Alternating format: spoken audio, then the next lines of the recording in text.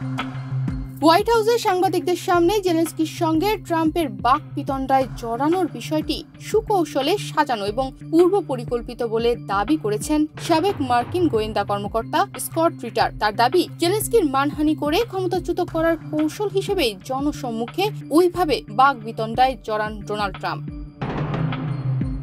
Scott বলেন, বৈঠকে ট্রাম্পের সঙ্গে তর্ক করে ইউক্রেনের প্রেসিডেন্ট নিজের পায়ে কুড়াল মেরেছেন।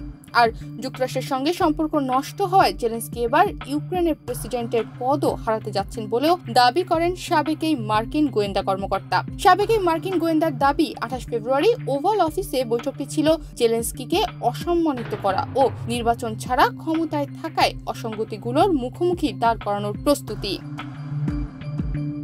এরই মধ্যে জেলেনস্কির পদত্যাগের দাবি তুলেছেন এক মার্কিন সিনেটর। যদিও এর জবাবে জেলেনস্কি জানান, কেবল ইউক্রেনের জনগণ চাইলেই পদ ছাড়বেন তিনি। 2019 সালে জেলেনস্কি ইউক্রেনের প্রেসিডেন্ট নির্বাচিত হন। গত বছরের মে মাসে তার মেয়াদ শেষ হয়, তবে যুদ্ধ চলমান থাকায় সামরিক আইনের অধীনে দেশটিতে নির্বাচন স্থগিত রাখা হয়েছে।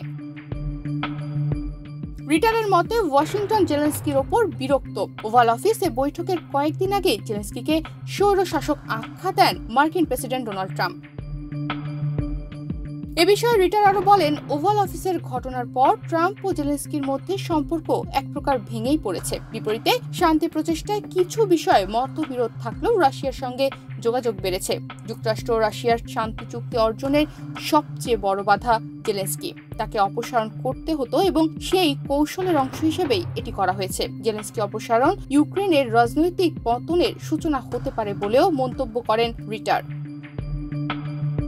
এদিকে নিউ ইয়র্ক টাইমসের প্রতিবেদন বলেছে, ট্রাম্প যে কোনো মূল্যে রাশিয়ার সঙ্গে সম্পর্ক স্বাভাবিক করতে চান। প্রয়োজনে মস্কোর বিরুদ্ধে যুদ্ধাপরাধের তদন্ত খারিজ করতেও ইউক্রেনের দীর্ঘমেয়াদী নিরাপত্তা নিশ্চয়তা দেওয়া থেকে সরে আসতেও পারেন ট্রাম্প। তবে যুক্তরাষ্ট্র হাত ছাড়লেও ইউক্রেনের পাশে দাঁড়িয়েছে পশ্চিমা বিশ্ব।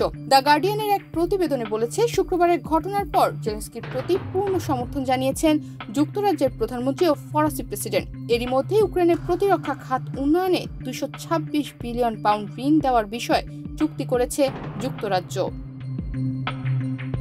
তনিমা রহমান, বাংলাদেশ প্রতিদিন।